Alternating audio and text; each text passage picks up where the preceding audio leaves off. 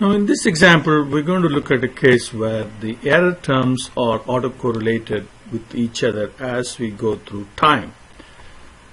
Now, one of the assumptions that we make in regression analysis is that this regression model has a random error term, and the random error term is independent, not correlated with each other. But if in a time series data, invariably the error term would be correlated a long time. So what is the error this time period will have an impact on what the error will be in the next time period and the next time period.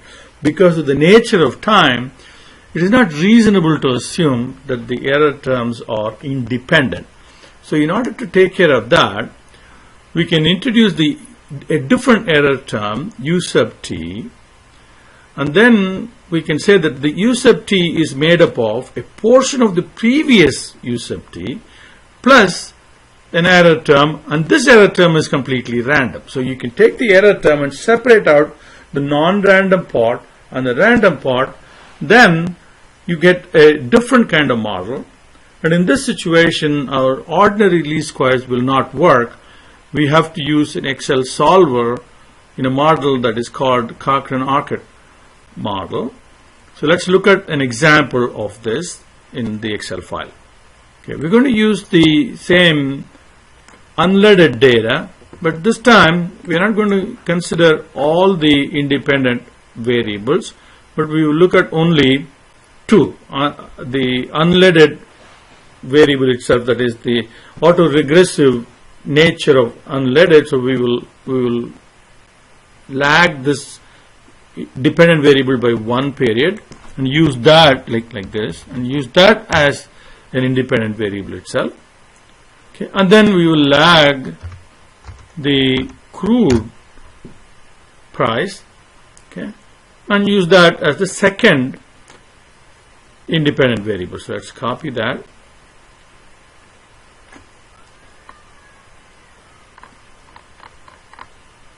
Okay.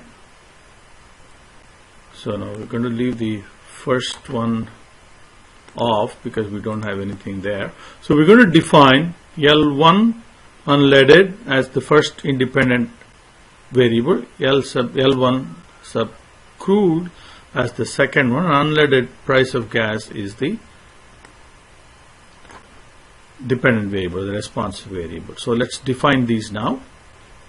So now the autoregressive model then is defined as this: beta sub 0, beta sub 1, x sub 1, beta sub 2, x sub 2, plus the error term is going to be u sub t. So where u sub t is defined as a portion of the error term, the correlated error term from the previous time period, plus a completely random error term e sub t. So we can insert this in place of u sub t and rewrite our model in this fashion. So we have the original, and then in place of u sub t we put this.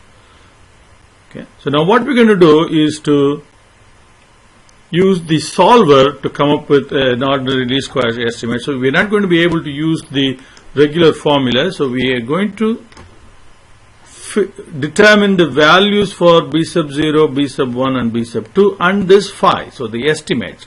So these are going to be used as changing cells in solver such that the sum of squared errors, so that part, you take the random error residuals, square them and add them up, and we want to minimize that. So that will be the least squares estimate in this particular instance.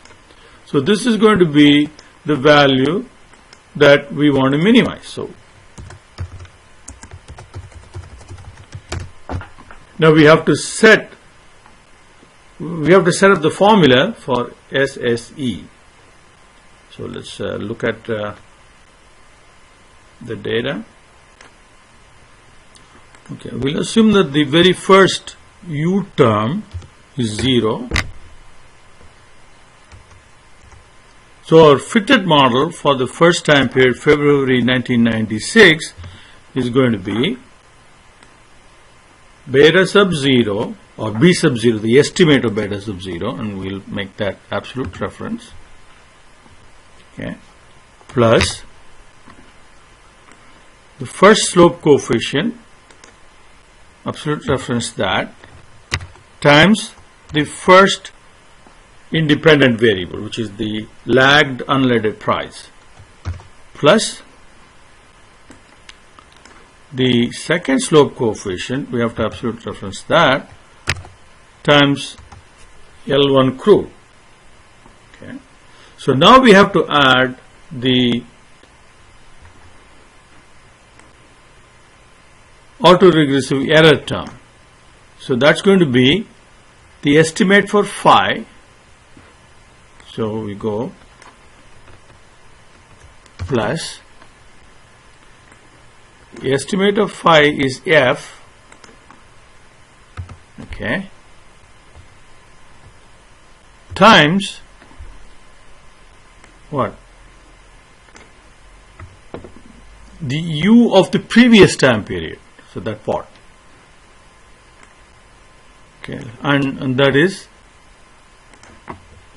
that value. So that is our fitted value. The reason why this is 0 is because right now these are all blank. When we run solver, we'll get values for that.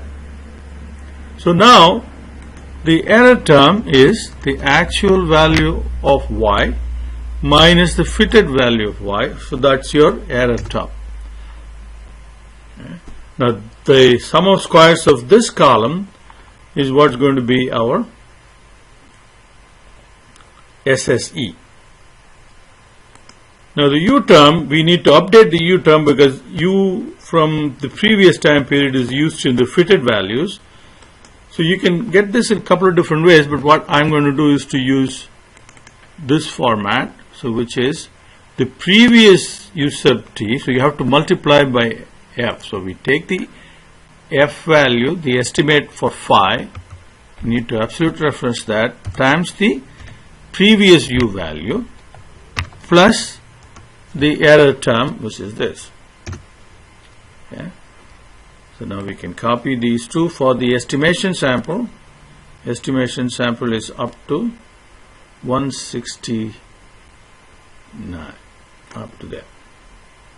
Okay. Okay, now we have the fitted values. So SSE now, we can do a sum SQ, sum of squared values of the errors going from the first error all the way to the last one in the estimation sample. Okay. So now we have set up everything. Now what we need to do is run solver. So go to data,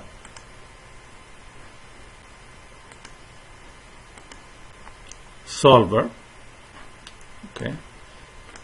Now SSE is what we have to minimize. Okay. And we will select by changing cells or B sub 0, B sub 1, B sub 2 and the phi estimate. Okay.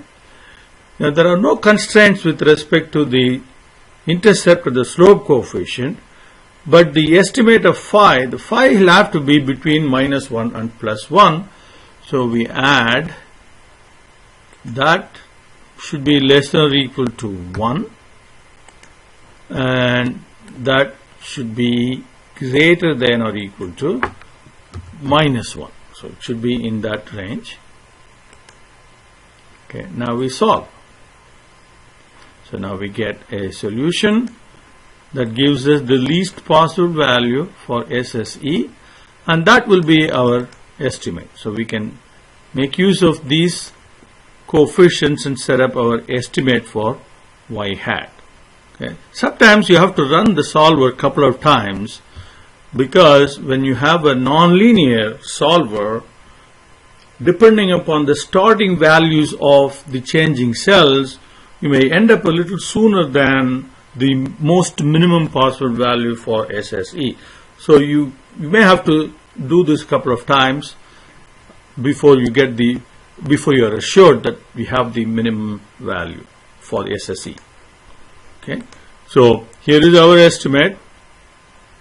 Slope the y-intercept plus the first slope coefficient, second slope coefficient, and the phi estimate times u sub t minus 1.